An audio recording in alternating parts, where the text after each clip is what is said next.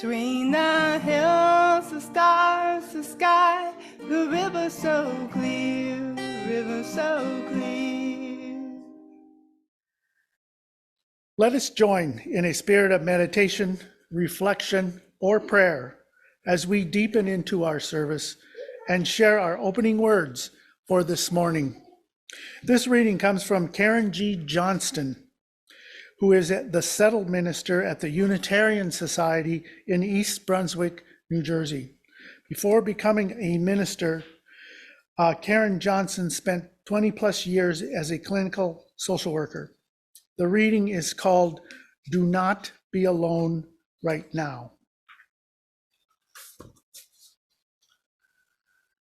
Do not be alone right now. Gather together. Courage grows when we gather together, in ourselves and in others who see the numbers swelling. It's a small thing, but right now it is an important thing. Great sources of wisdom remind us, just because you cannot stem the tide of all hate, it is still the right thing to do. These things add up. Your one thing, and my one thing, his one thing, and their one thing, and her one thing. Together, it becomes a big thing. Do not be alone right now. Any liberation, all liberation, is collective liberation. My freedom is bound up with yours and yours with mine, inextricably. Let us together cast our lots doing this big thing, bending the moral arc of the universe towards justice.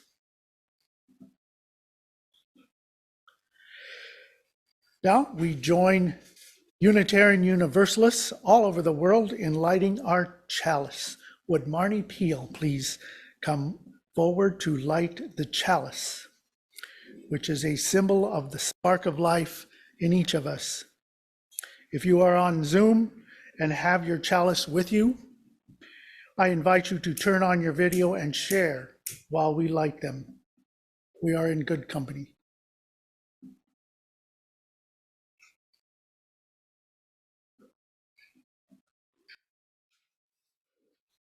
Our chalice lighting words this morning are entitled Mother's Day Chalice Lighting by Claudine Olivia.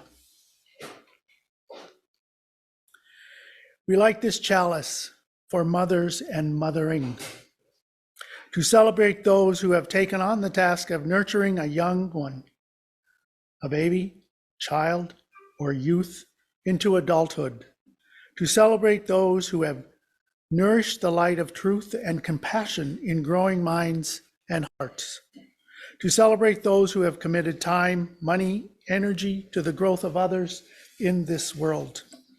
We light this chalice to celebrate and hold dear this flame of love.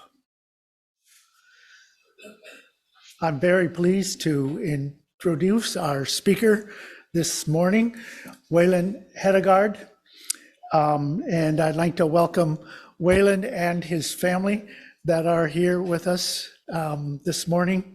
In thinking about how introducing Waylon, the list was long, so I had to pare it down so he would have time to speak. He grew up in this region. He was a University of Mary graduate, a Peace Corps volunteer in the Central African Republic, a boilermaker, a trainer of union boilermaker apprentices, and I was always happy to hear how well he was doing that as a fellow teacher. That was pretty amazing. President of the North Dakota AFL-CIO, a speaker at this U, and a writer, among other things. Several years ago, Waylon and his wife Renee Ewine retired and moved from Bismarck to Mexico, and they're back here for a visit this month, and welcome. Every other time I've spoken here, I've actually worn a suit and tie, but upon retiring, I promised myself that I wouldn't wear pants unless absolutely necessary. And you all are the collateral damage of that decision. So I'd like to wish everybody a happy Mother's Day, especially my lovely wife. who gave me that lovely child sitting next to them, the people I'm most proud of on this earth, I'm going to say it's good to be back in Bismarck. Although I will admit that I was very tense about coming back. From afar, Bismarck's been making the national news frequently. And from afar, it seems that the anti-trans, the anti-LGBT, the anti-women's voices are drowning out most others. But standing in front of you reminds me that there are a lot of good people here, and therefore in the world. And it makes me feel better about everything. When Don asked me what the title of this presentation would be, my very procrastinating self froze, because of course I'd never thought of it. So I just said the first thing I could think of, which was, how do you make a difference where you stand? And I should really trust my consciousness more, because in all honesty, this has been the central point of my life for the last couple years. How do you make the world a better place wherever you're at? This last January has marked 32 years since I got back from the Peace Corps. Now, that was an experience that utterly changed my life.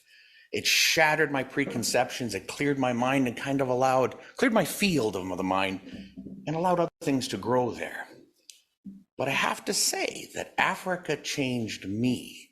I did not change Africa, not even an iota, if I'm going to be honest. I did not make the world a better place. I did not do the things I dreamed of. I saw other volunteers and other organizations that floundered in this same thing as well. And I'm going to say something a bit controversial here, that I've come to believe that however well-meaning some of these organizations are, and I believe the Peace Corps is the best of United States organizations, the effort is inherently flawed. At its basic, the Peace Corps is Americans, gringos, if you want to use the vernacular south of the border, basically telling others how to do things, that they should be more like Americans. They should do things an American way. And for myself, in 2023 especially, but for a long time, I feel strongly that the most well-meaning white person telling entire cultures of color how to do things is fundamentally ineffective. And respectful though it seems, and respectful as respectful as you try to be, I believe it is inherently disrespectful. I came to believe that I could not affect change far from my home, but I could affect change where I stood.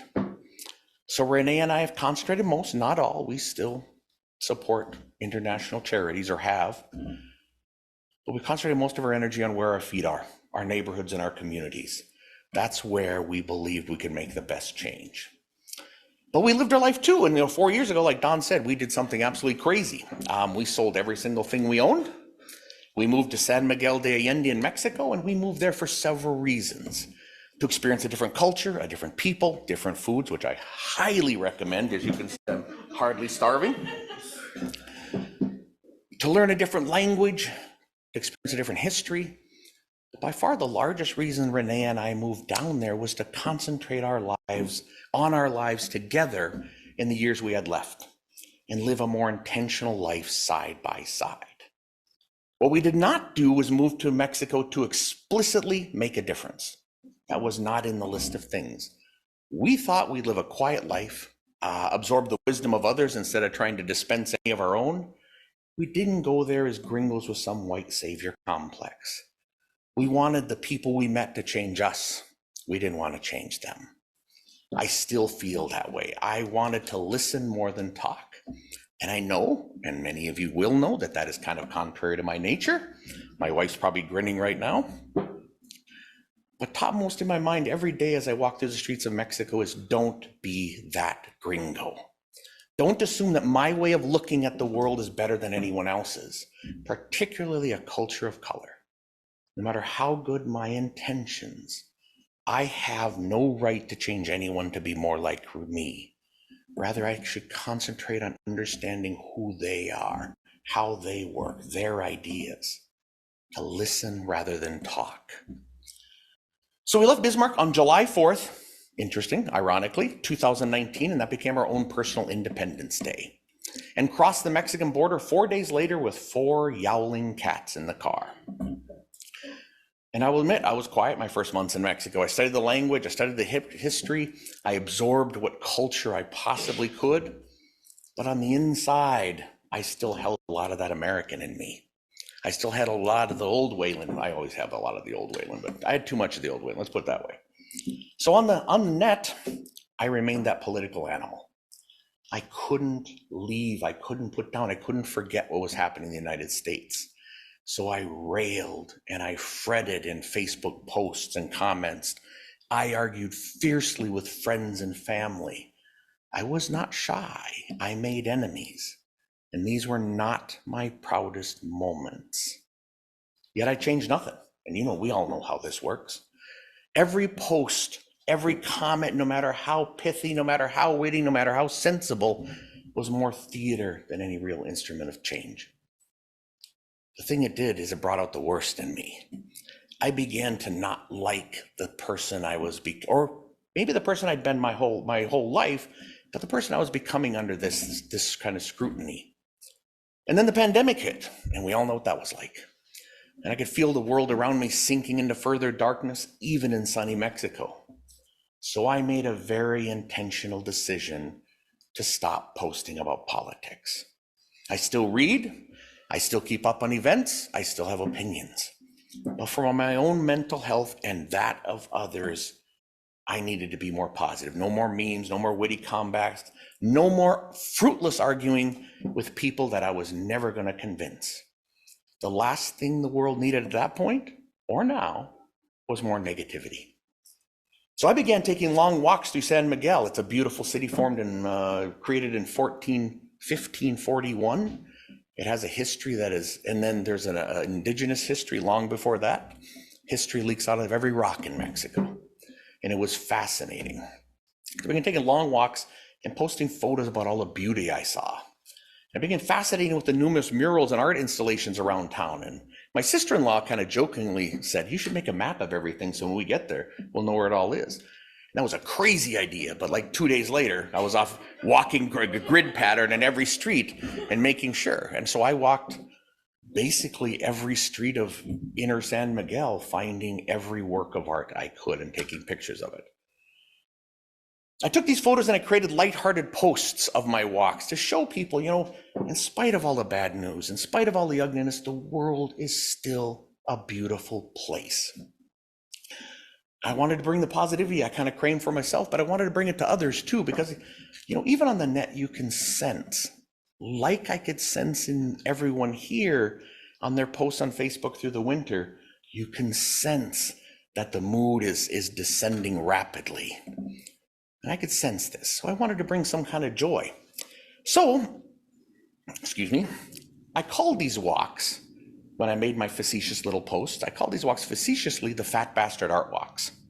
Meaning that was me, the fat bastard walking around taking pictures of art. I never intended for that to ever be organized tours, never even had the idea that that could happen.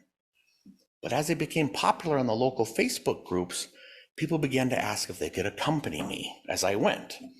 So after a time, a couple months of people asking, I plotted out about a 2-hour walk through one neighborhood where we'd see, several murals, 45 murals, something like that.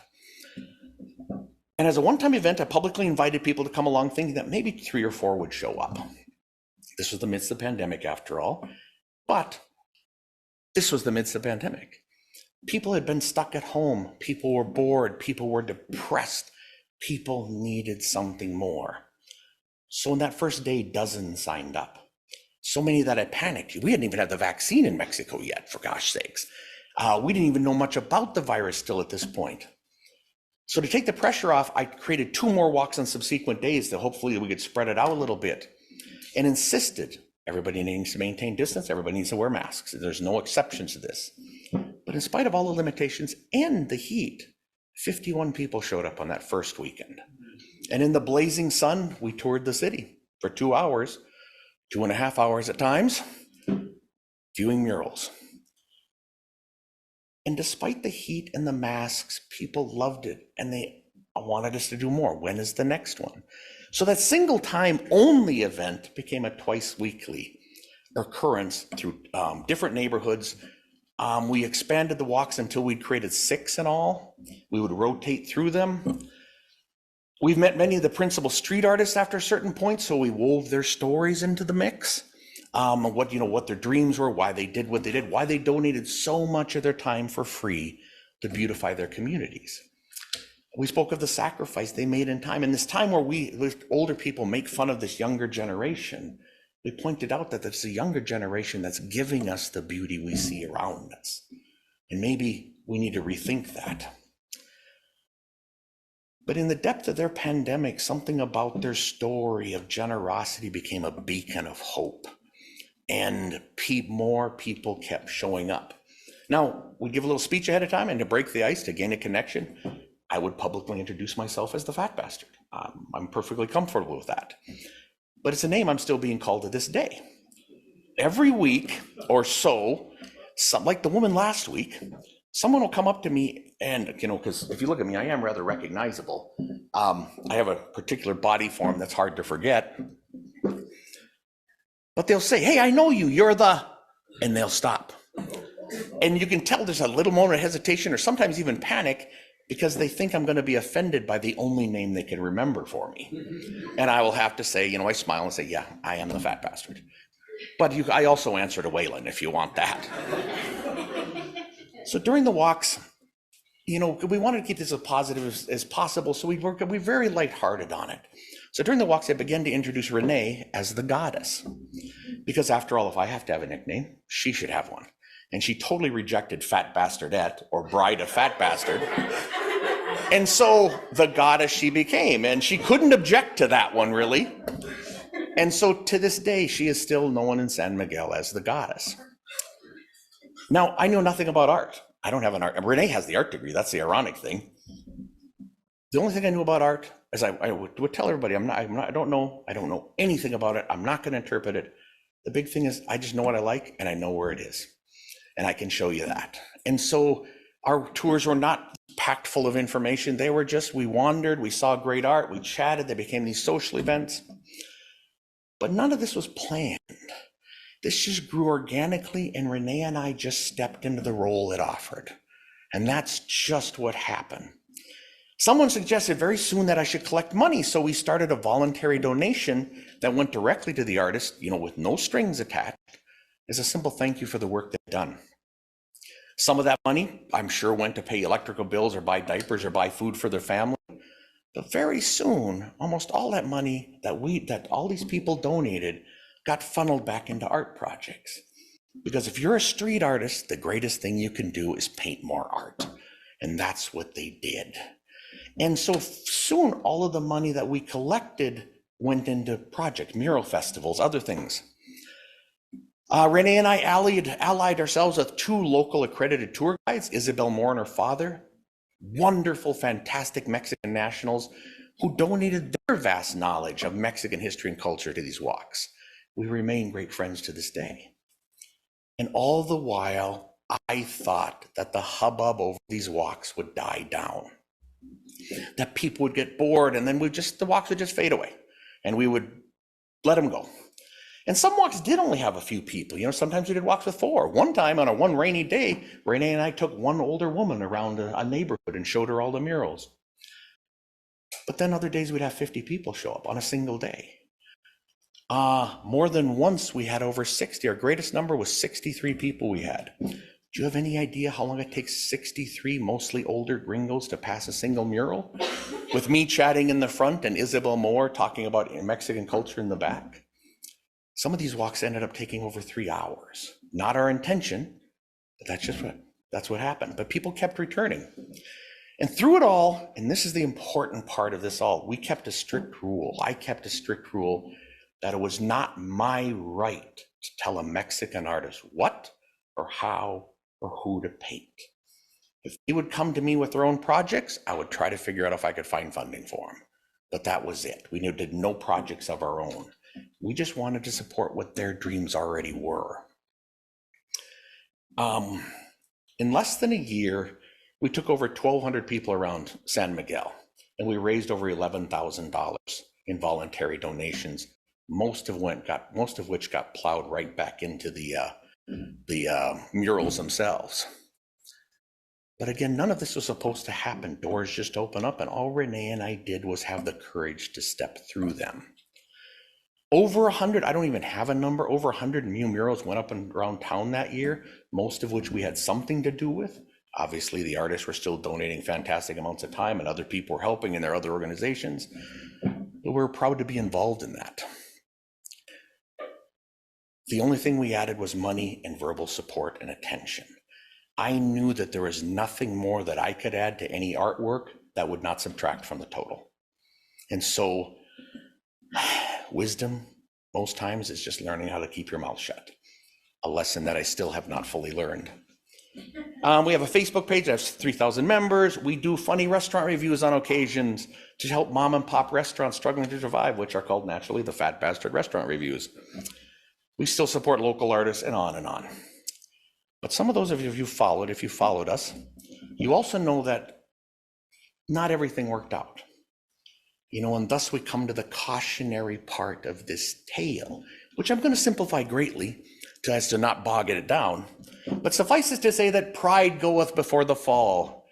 And brothers and sisters and all those on the spectrum in between that, I have a surfeit of pride. As do many others, but I am so far from blameless for what came. I have what is charitably called a big personality, which is like vernacular for I'm a bit of a jackass. I have opinions, I have a temper, and some of you in this room, and I won't look at them right now, I'll keep my eyes averted, know very well how that works. The Fat Bastard Art Walks chose not to interfere with the murals directly, but money was still an interference. Money still changed the nature of the game, even freely given. By donating large sums to various artists, we upset a very unstable balance of power. We did it inadvertently, but we still did it. And we still caused, I still think overall we did a vast amount of good, but we still caused problems. What that money did is it drove wedges into cracks in the artistic community that were already there. And about a month before we stopped, a war formed between two different factions of street artists. And although we tried not to take part, Renee and I were drug into the middle of it. Eventually a peace meeting was called and it all calmed down, but Renee and I stopped the art walks at that point. Now, if I look at that, it kind of sounds like others were to blame, but I'm going to assure you my own actions were not above reproach in this. They were not always admirable. My pride was wounded. I really felt like I was taken advantage of, and I reacted with less grace than the situation deserved, and far less grace than it called for. But we will learn from that and we will move on. We still support the artists. We still bring attention to their work. We help them sell their art. We still point people to great small restaurants, but the walks are no more. Yet we're still part of that community. We want to help. So how do we do that? Renee and I didn't retire with vast amounts of financial resources, so we donate time. Renee volunteers as a guide at the local botanical garden. Together, if someone needs help, we can access our network to see what was being done. We raised about $1,200 for a local family just last week, or 2 weeks ago, 3 weeks ago. Time's irrelevant. We volunteer with a local reproductive freedom group aiming to help pregnant women in desperate need. And if anybody's interested in that, I'd happily talk off of camera about that later. We do what we can. There are always things we can do to make a difference where we stand, but they don't need to be big things. The Fat Bastard Art Walks were a once-in-a-lifetime opportunity. It's the small actions that we can take that are just as important, and I would even say more important. For example, Renee and I hired a wonderful woman, Wendy, to help us learn Spanish. And in 3 years, she has become a daughter to us. Basically, I cannot pour out my soul for 4 hours a week to some person and have her do the same thing to me in these conversations and not become deeply attached. She actually is taking care of our cats as we speak. It was her dream to become a nurse, so when Renee and I volunteered to pay for her tuition and all of her expenses.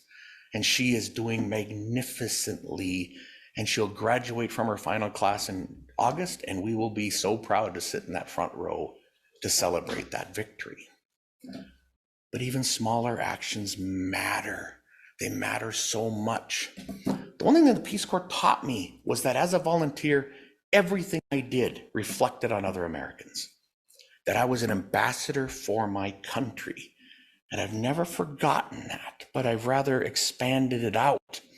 Instead of the nationalistic undertones, I tell myself that I, in my actions, are ambassadors for humanity. My everyday actions matter. You cannot be inert in this world. You cannot not affect things. I am either adding or subtracting from the life around me, and I need to add to it. So I say, buenos dias to every single person I pass in Mexico. I chat with every shopkeeper. I ask every taxi driver about their family or listen to their political opinions. And I know you don't understand this, but I'm an introvert. I don't make small talk easily. Renee and I tip well. We publicly brag about good people and good businesses. We shop locally, whenever possible. And by locally, I mean, if you've ever been to Mexico, there's little tiendas on every single street corner. We shop it as locally as humanly possible. We try to buy locally made products whenever possible. We keep our energy use low. We don't waste water. We give freely to those unfortunates on the street. We tip street musicians. We can't afford much, but 10 pesos here or there is something. We address the homeless men who kind of permanently reside at the end of our street as señor, and we treat them with respect. I help elderly women up steep stairs, and I have twice walked a blind man to his home after he had gotten lost.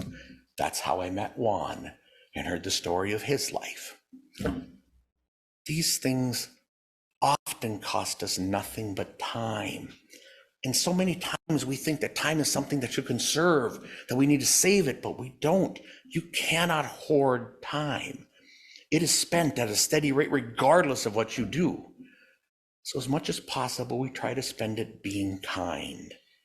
And that is a time well spent. Giving kindness to others is not a burden, it's a blessing. Being decent is not an expense, rather it is a grace. The rewards for this, this is not an entirely selfless act, because the rewards for this are monumental. Renee and I are part of San Miguel, like nowhere else, even here to some extent. We belong there now. We feel like we are integral to that community. And though I no longer believe on a world scale charity, I do believe we can all save the world. We just have to save it one human being at a time. And we must do it through simple acts of humanity, lifting others from their isolation, showing people, even the lowliest people, that they matter here. And we do that walking in the street every day.